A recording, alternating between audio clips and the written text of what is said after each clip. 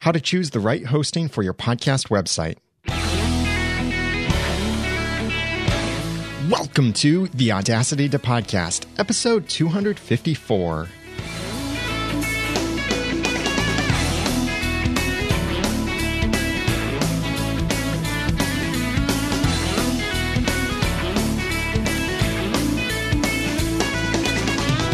Thank you for joining me for the Audacity to Podcast. I'm Daniel J. Lewis, and this is the award-winning in-depth podcast about podcasting. It's where I give you the guts and teach you the tools to launch or improve your own podcast for sharing your passions and finding success.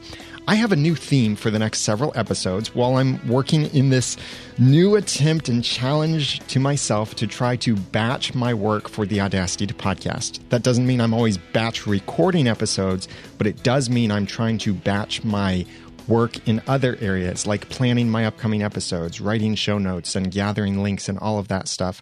So I have nearly my entire year of episodes planned out. And I have monthly themes. The theme for this month is your podcast website. So I'll be talking a lot more in the next several episodes about different aspects of your podcast website, like the design, the functionality, the optimization, and more. But for this episode, I want to focus on that starting point.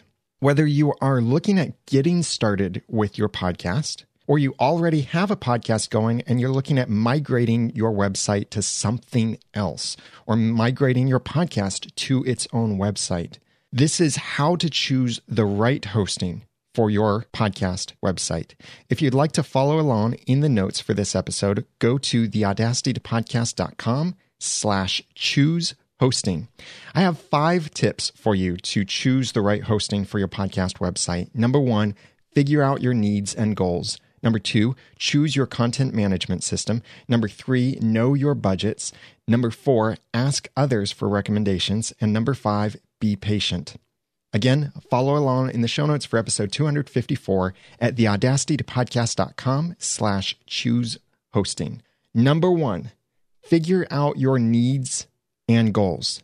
How you host your website should totally be determined by what you need in order to accomplish your goals.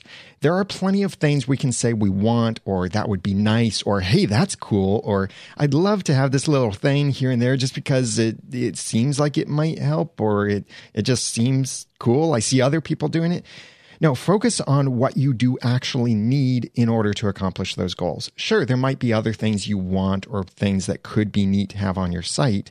And if they are not completely necessary to reach your goals, then they're not as important to try to integrate with the rest of your decision process for where you get your website hosted for your podcast.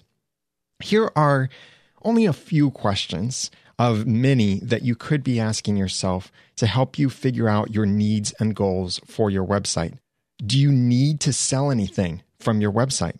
That determines a lot, because if you need to sell something, you need a website that has some kind of e-commerce built in, or the flexibility to add your own e-commerce to it, or some way that you could link to e-commerce. And you could run your e-commerce on some other site or service and then link to it from your main site, but you would want those to look similarly branded together. So you need to think about whether you need to sell anything or want to sell anything from your website at all. Also, do you need freedom and flexibility to do whatever you want on your site? If so, then you might need a certain system or hosting platform that gives you a lot of that or all of that freedom and flexibility to do whatever you want. Or if that's not as important to you, then you could consider a platform that does more things for you so you do less yourself. Do you want to manage everything about your podcast in the same place?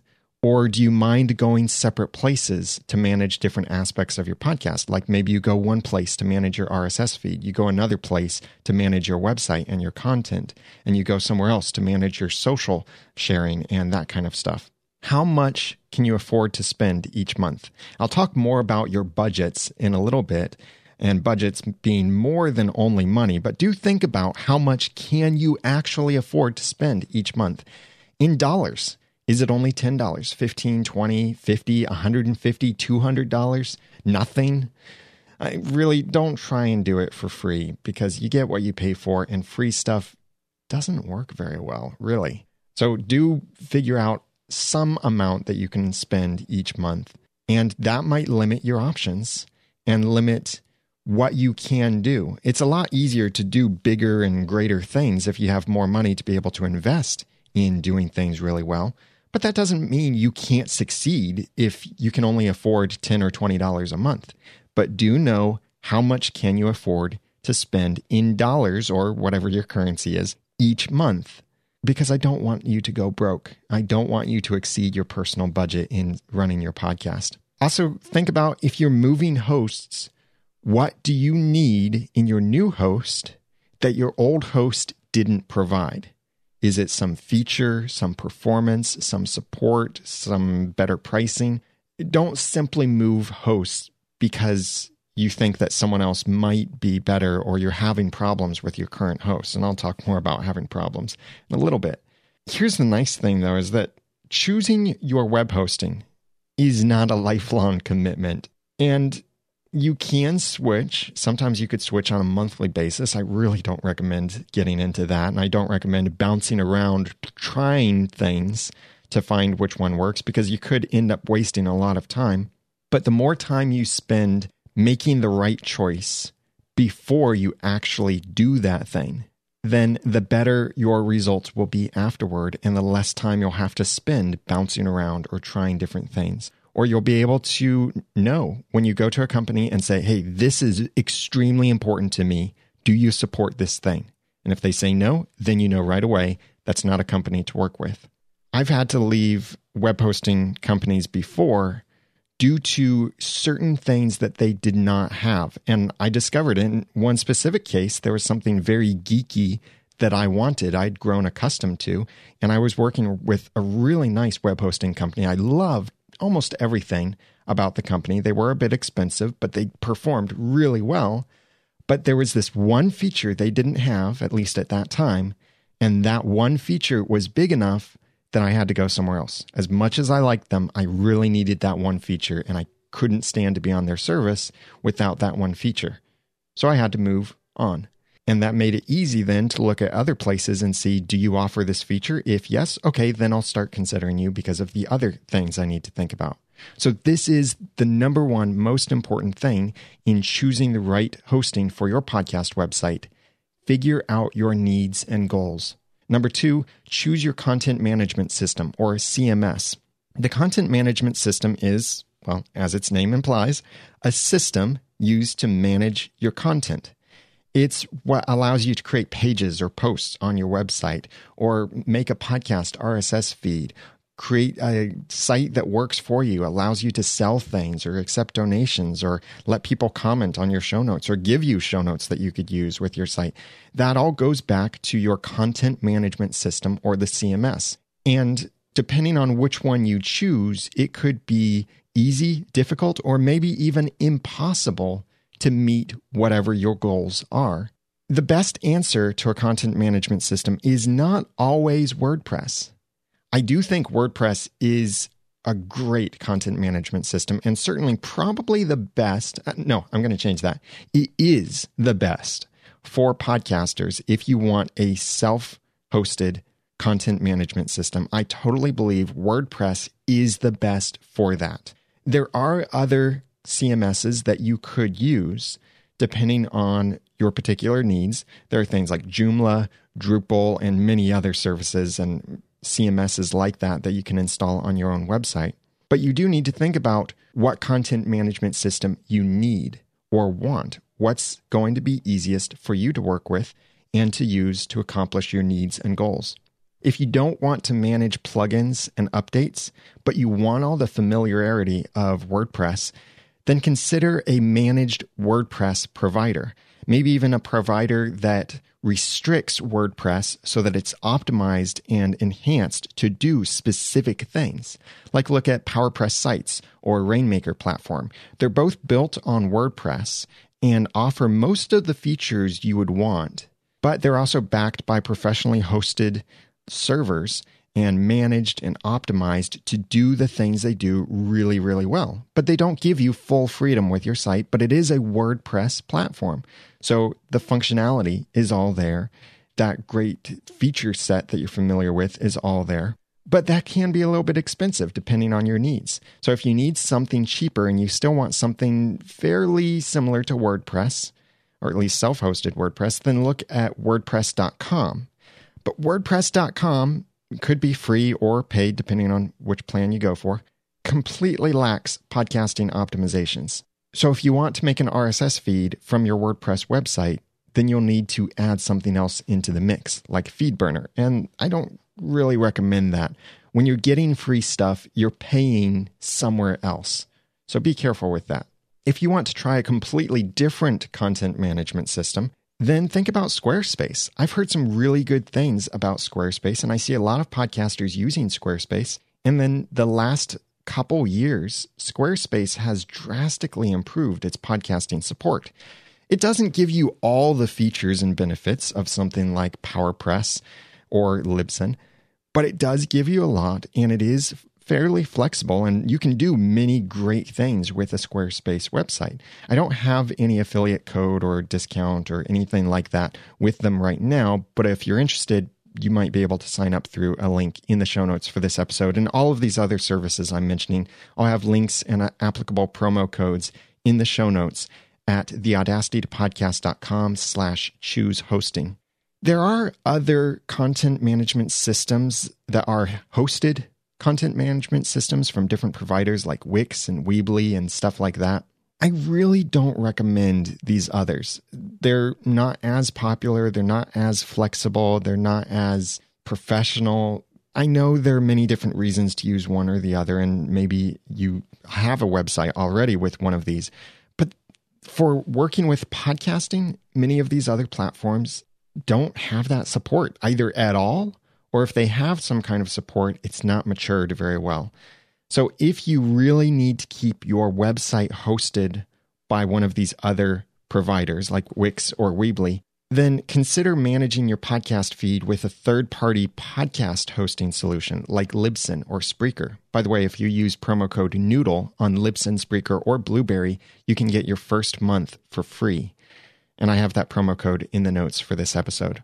But if you want total freedom with your podcast website and total flexibility, the power to do practically anything on your own, then I really recommend self-hosted WordPress on a shared server or better.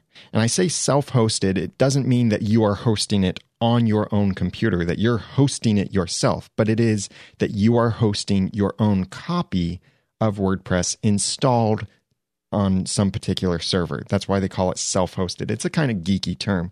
And a shared server is the low-end cost. That's what you see from like a Bluehost or HostGator. And then there are better servers like virtual private server, VPS, or dedicated servers that can cost a lot more, but give you a lot more performance and a lot more power to what you can do with those things. So this is step number 2, choose your content management system. Step number 3, know your budgets. Everything costs. If it doesn't cost money, it costs time or skill. You need to remember that. If you have no time, skill, or maybe not even the desire to manage your own website backend, that would be like to manage the security of your website, to update plugins, update WordPress, that kind of thing, then consider managed WordPress hosting or one of the other professionally hosted content management systems like Squarespace or something else. These people won't manage the content of your site for you, and they may not even manage the plugins, like that is choosing the plugins for you or installing them or configuring them, that kind of stuff. But what they can do is manage the security, and they know WordPress. So you can say, hey, my WordPress website is giving me a white screen of death, as we sometimes call it. And they can go in and they can fix that. Or you can say, I need a caching plugin for my website. And they can say, well, use this one, and here are the settings we recommend. Or don't use one, because all you need to do is go into your account and activate this setting, and we have WordPress caching already built in. These managed WordPress hosting providers are designed specifically to host WordPress websites, and they know WordPress really well. So many times, if you run into a problem, they can help you out with solving that problem or making recommendations for you. And then they're maintaining the security of the website, the performance and such. And often they have people ready and willing to help you at almost any time of the day, depending on which company that you go with. It could be through live chat, through a phone call, or a ticket system, but they're often very quick and thorough in helping you. But that does come at a higher cost. So if you can't afford the higher cost of a professionally managed option, but you need better performance for your website, you're getting really popular, or you need to do a lot of advanced things on your site, then consider running your own virtual private server or a dedicated server. These can often come with managed options as well, but usually when you're looking at a managed virtual private server or managed dedicated server, the management that they do is more server level stuff, like making sure that your MySQL database is upgraded, making sure that Apache or Nginx, the software that's running your server that makes running WordPress possible, that software is updated. They're double checking security and ensuring that if a hard drive fails on your site, that they switch in another hard drive, or the network backend is all managed and that kind of thing for you. And maybe they even do server level backups where your entire server configuration, all databases, all files, everything on your server is backed up to a special image. That's often part of managed hosting. So if you said, hey, my WordPress plugin has broken my website, they may not be able to help you with that. But if you say, hey, my website is performing horribly, then they might be able to go in and say, oh, look, such and such process is using these resources. We suggest that you figure out what you need to fix on that particular site. Or if your site goes down, you can ask them and they'll say, well, it looks like your server went offline or our network is down or anything like that. They can help you with some of that server level stuff. But then as far as running your WordPress website and maybe even setting up your WordPress website, it might be a lot more technical for you and take more time and knowledge to do that. But managing the server side stuff, like operating system updates, they'll do for you. So it saves you time in one way, requires more time in other ways. It might cost more in one way and it might cost less in other ways. It really depends on your needs there. If you simply need to get started and you're okay digging into the technical stuff a little bit, I'm not talking a lot, like server-side scripting and SSH and protocols and all kinds of things like that, but just a little bit of the tech side, or you're willing to learn, then WordPress on a shared hosting server might be best for you. This would be like a Bluehost or HostGator, and that would be at the lowest cost of really anything available. And some of these companies do offer different levels of service and features and support and that kind of thing. But this will generally be the best you can get for the lowest price. But you do still have to manage some things on your own, but you don't have to worry about server updates. But you do have to worry about if someone else is on the server who's hogging the resources, or if you're on the server, you're hogging the resources and you're slowing down other people's sites. That's the downside of shared hosting, but it can work for most people getting started, and it's a low cost, under $10 a month. So when you consider your budgets, think about more than money.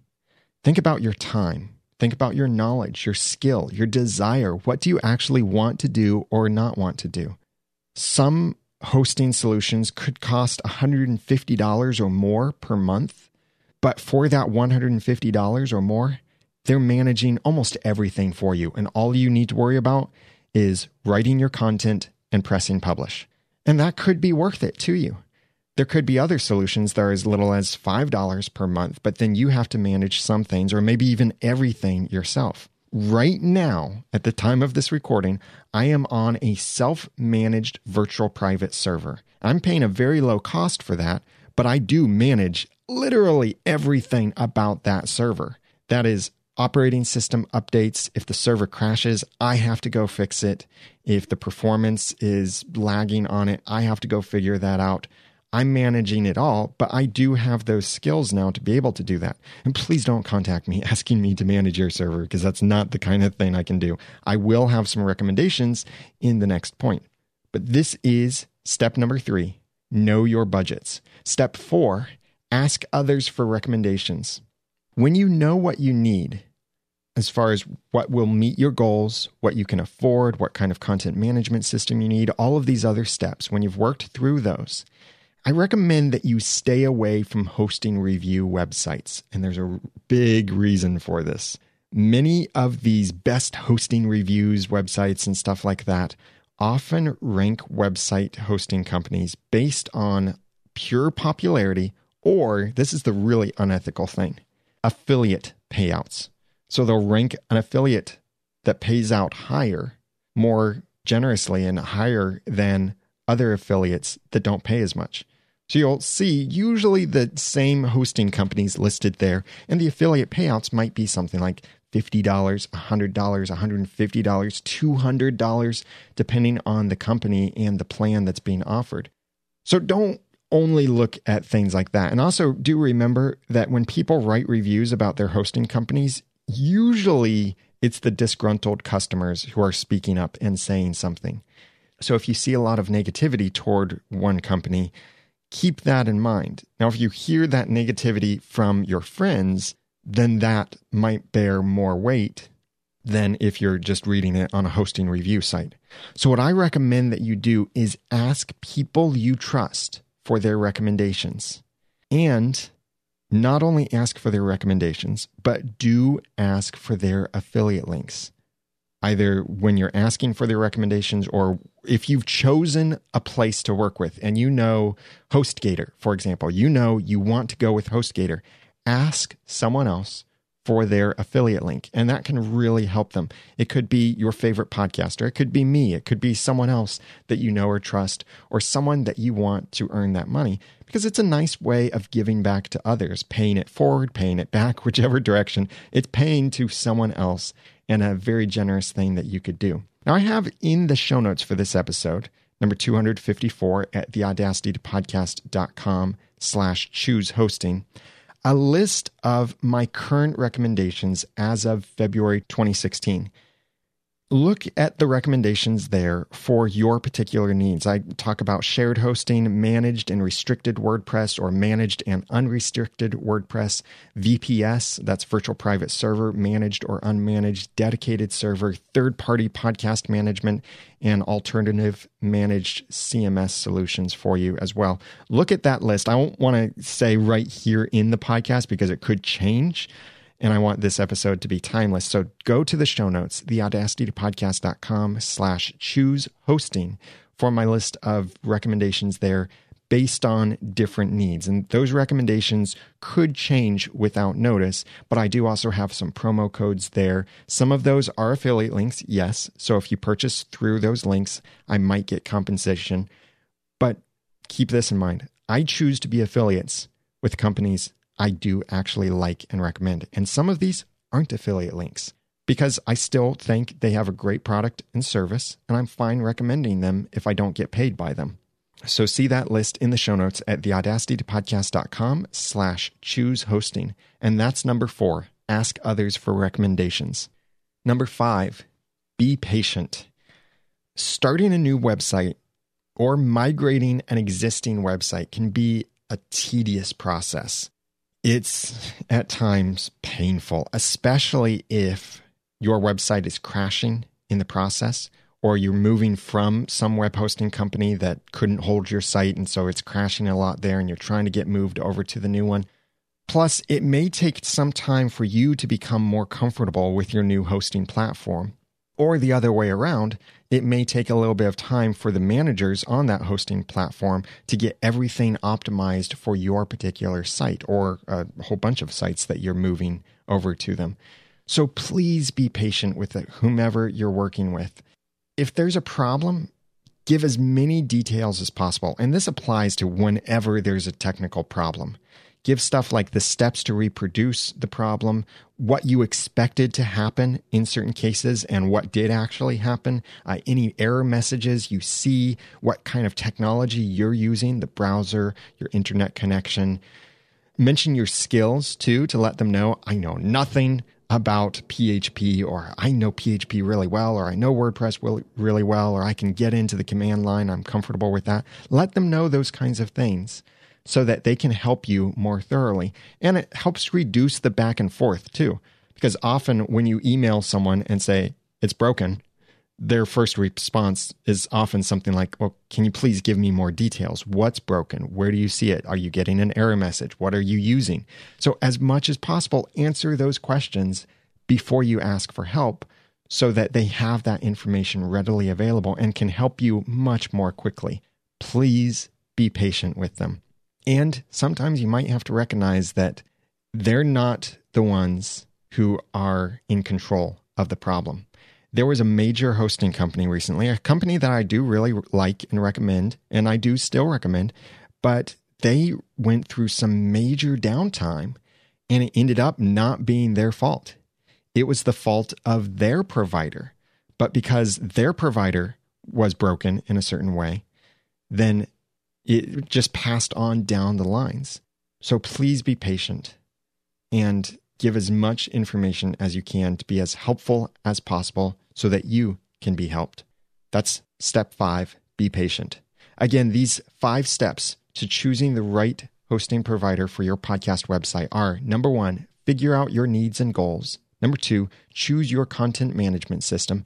Number 3, know your budgets. Number 4, ask others for recommendations. And number 5, be patient. I'm not giving you specific recommendations in this episode because you do need to decide on your own. We can set up some one-on-one consulting, or I can help you out in certain ways to get you started and recommend specific things for your needs, but you really need to figure out what works best for you and not get, as we sometimes say, shoehorned or squeezed into one particular mold when that might not be the best for you. WordPress might not be the best solution for you. Or maybe it is the best solution for you, depending on your particular needs. So please visit the show notes to get the resources and recommendations that I include in this episode at theaudacitytopodcast.com/choose hosting. I recently had the webinar with the real Brian from ProfitCast, and we talked about profiting from your podcast, and that was a lot of fun with that webinar. Brian is so much of a giver that we ran out of time in our conversation and had a great conversation. A lot of people came. It's the most popular webinar I've ever done before. And I was thrilled to see the response for people who went to see it live and the people watching the replay. The replay is no longer available to the public. It's available only to Podcaster Society members. And Podcaster Society is, at the time of this recording, closed to new members, but it will be reopening again soon. And I have another webinar coming up soon. But if you are in Podcaster Society or you've been thinking of joining, here's another little perk. In the webinar that we shared with the public, it was about 60 minutes of conversation with Brian from ProfitCast talking about profiting from your podcast and more than money. But we did talk about making money from your podcast. A lot of questions came in. And on the spot, I don't recommend doing this usually, but on the spot, I asked Brian, do you have more time to hang out with me and answer some more questions about this?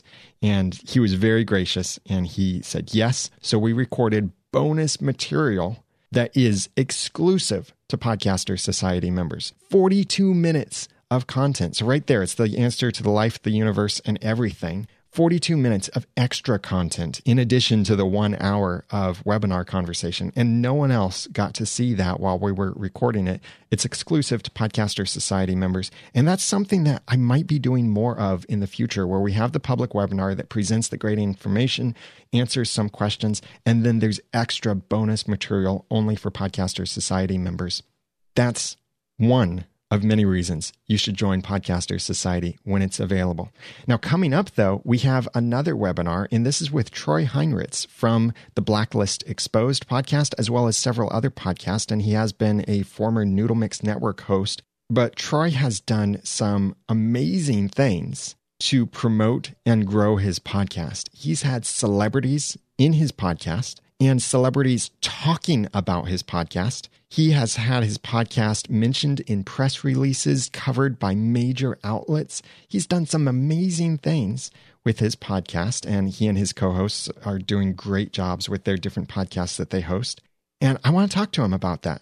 So on February 18th, 2016, we'll be doing another free webinar, and this is from Podcaster Society, but it will be open to the public, and it will be amazing ways to promote and grow your podcast. And that's with Troy Heinrichs from The Blacklist Exposed and several other podcasts. If you'd like to register for this free webinar, go to podcasterssociety.com/webinar. It will be at noon Pacific or 3 p.m. Eastern on Thursday, February 18th, 2016. There will be a replay available for a very short time after we do the webinar, but I really recommend that you come to the live webinar. That way you get to participate in the conversation, you can ask some questions, and it's a lot more fun too to watch it live. So that is on Thursday, February 28th at 3 p.m. Eastern Time. Go to podcasterssociety.com/webinar to register for that free webinar. And then there might be some bonus material as well for Podcaster Society members. If you've been waiting to join Podcaster Society, that's also a good opportunity to join, because we'll open up registration again for a very short time that gives you that opportunity to join Podcaster Society so that you can learn how to grow your podcast from average to amazing. I'm really looking forward to it. I have that link also in the show notes for this episode at theaudacitytopodcast.com/choose hosting. I'd love to hear from you. What were some of the decisions that went into the host that you chose? What do you like or dislike? And if you're using something other than WordPress, definitely comment and let us know what you like or don't like about the choices that you made. I know there's some great options out there, and they work great for some people, maybe not great for others. So please comment on the show notes for this episode at theaudacitytopodcast.com/choose hosting. The next couple episodes of the Audacity to Podcast will also talk about different aspects of your podcast website. And I'm really looking forward to that, like talking about your podcast website design or your functionality and optimization for your website, and more to come. That's all at theaudacitytopodcast.com, so make sure you're subscribed to receive every episode automatically. Now that I've given you some of the guts and taught you some of the tools, it's time for you to go launch or improve your own podcast for sharing your passions and finding success. I'm Daniel J. Lewis from theaudacitytopodcast.com. Thanks for listening.